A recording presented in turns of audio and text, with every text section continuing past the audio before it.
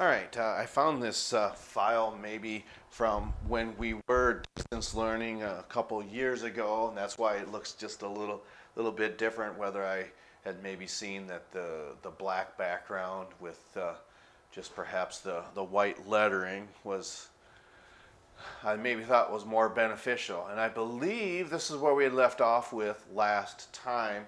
I don't have a whole lot to go through, um, but I do want to be able to put some more of that phylogeny up on this tree. I know we said that was in the drop folder, and yeah, of course, you'll have access to that when we return from school. But we'll do a little bit of that along with this information then as well.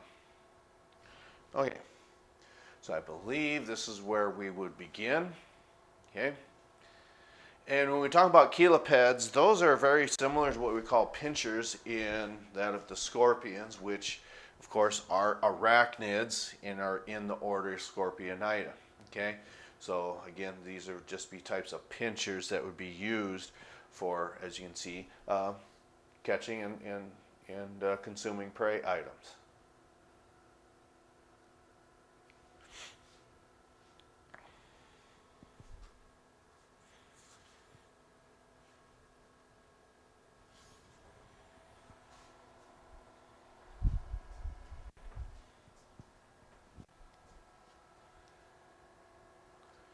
And maybe you'll have to go back, and if we're going too fast, maybe go back and hit pause or something to that effect. Okay? Of course, these are aquatic animals, so you'd find gills as part of their respiration rather than that of your terrestrial counterparts, which also have book lungs instead of types of lungs that we consider an active type of respiration. The book lungs are a type of passive respiration then.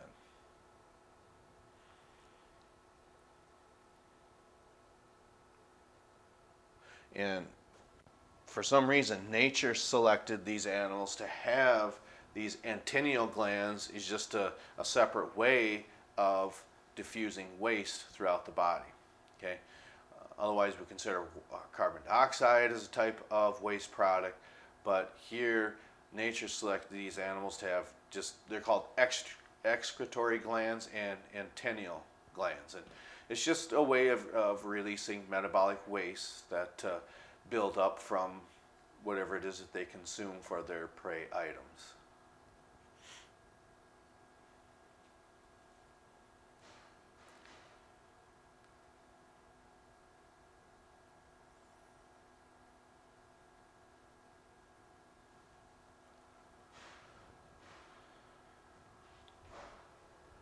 Okay. And there we see that term, open circulatory system, just like that of the mollusks. Okay. Also have an open circulatory system, which means again they have those sinuses rather than capillaries. Okay. So yes, they have a heart and arteries, and they have veins then as well. Movement circulates blood better in open sinuses than in capillaries.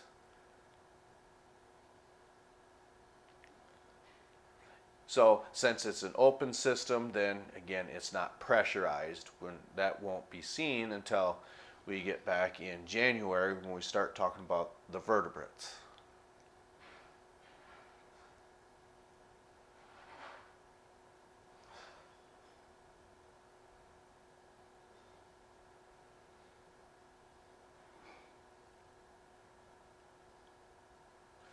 The eyesight of crustaceans is actually pretty good, which you would perhaps believe to be true on account of, since they don't have webs like their cousin, well, relation. I don't know how close you'd say in relation to that of their spider counterparts, or arachne, again, is the order for those animals.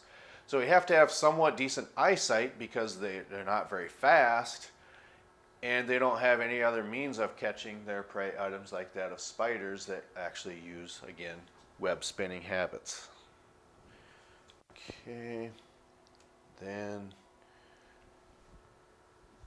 finally, a lot of the lobsters and crabs actually can see polarized light, which means they've got compound eyes.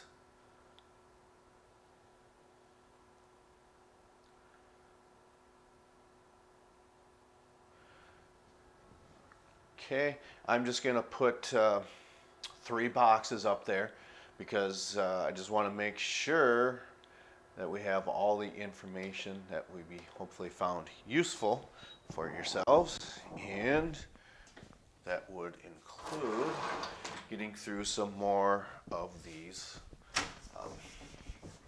arthropods. Okay, just bear with me here. Again, trying to make do with the best we can. I think I'm going to have some of this. Okay.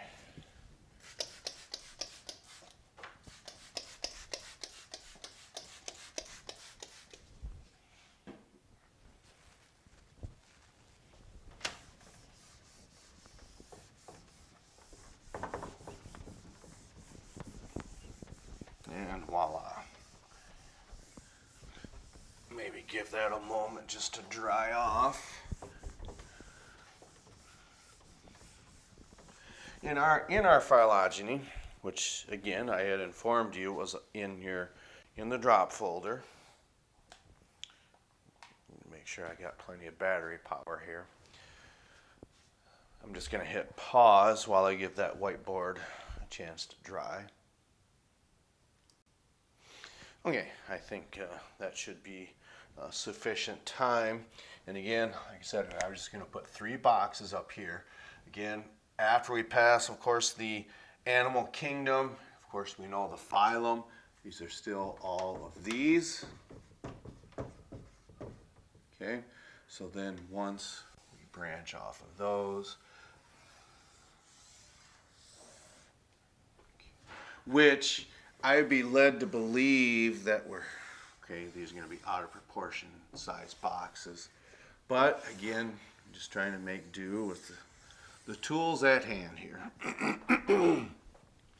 Because other classes we need to talk about yet are the insects, and we just wrapped up the crustaceans, and then there will be 2 more, the centipedes and millipedes. But with what we have here, okay, yes, these are all arthropods. Let's put some lines on here so we can separate. And I'm just drawing these. I may have plenty in here. I may have too many. And I think there's enough. So don't get too concerned about, oh my gosh, there's a lot of lines in there. Okay?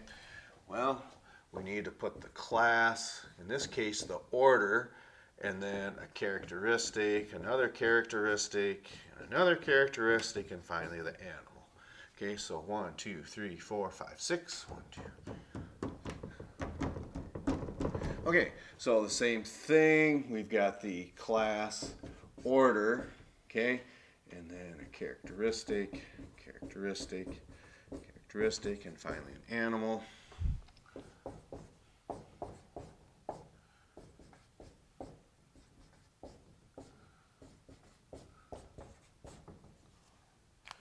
Okay, so if we approach this in this manner, we're just dealing with one class here, and that is that of the arachnids. So arachnida, and you'll find this in the drop folder. You'll find the same content, and this is still going to be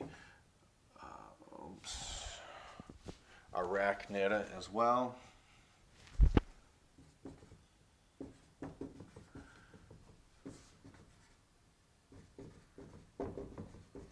Okay, so here's where some of these characteristics of these arachnids start to split apart. Okay, and that's why you have the order level. If we just went in what we had covered them in, the spiders, then we will just start at the bottom here with the animal. We'll just put wolf spider. Just decide any type of spider. Okay, here we'll put king scorpion. Okay, and then here we can put deer tick. Okay, so we know that we're dealing with 3 different animals, but they're all in the same class. So then there must be some distinguishing characteristics, which is where we're going to put them in here. Yes, I understand there's a glare on here. I've tried many different aspects, but I don't really know whether one works more than the other. I think I had a light down here, and I don't know if that makes it better or worse. It makes it easier for me if that light is on. So that's coming from below. Okay. So in the class Arachnida, spiders are actually in the order Arachne. Okay. Scorpions are still arachnids, but they're Scorpionida. And then finally, deer tick would be Acari. Okay. Well, here we can do our first characteristic. We could say appendages then. Okay. These have 8 walking legs.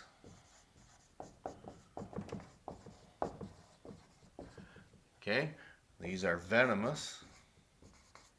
And all spiders are venomous, but to us, there's only just a select few that are actually dangerous. Okay. And then there's their appendages, they're venomous, and then they've got 2 body segments. Okay, well, if these are next to one another, they must have some characteristics in common, which they do. You could say that these also have 2 body segments. Okay, and a lot of these are also venomous. Okay, but since they're in different classes, well then there's got to be a reason for that. These actually have 6 walking legs. And of course you could say they've got 2 pinchers, 2 chelipeds, or something to that effect. Okay, these have 8 eyes, 8 simple eyes. You could say, depending upon what type of spider you could use, you could put different types of characteristics. This is just a very basic way of looking what all spiders have in common. Okay, so then again, since they're all in the same class, there's got to be a distinguishing characteristic. Okay, so in this case, we're going to put 1 body segment. And rather than, oh, I did write the number there. Okay, 1 body segment. Okay. Since these prey upon other animals, you could say that they are carnivorous, which they are. But these are not carnivorous, they are parasitic feeders.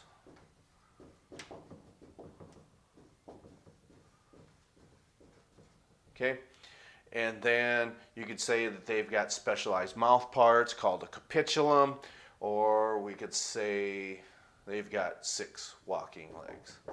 And we'll talk more about that upon return, whether it's tomorrow, which probably will be, or if it's not until Thursday, or certainly Friday and Monday. We still have time. Okay, just wanted you to roll out some more information, and so we can say that we keep moving forward. Okay, so that's all I have. We'll catch up to you next time.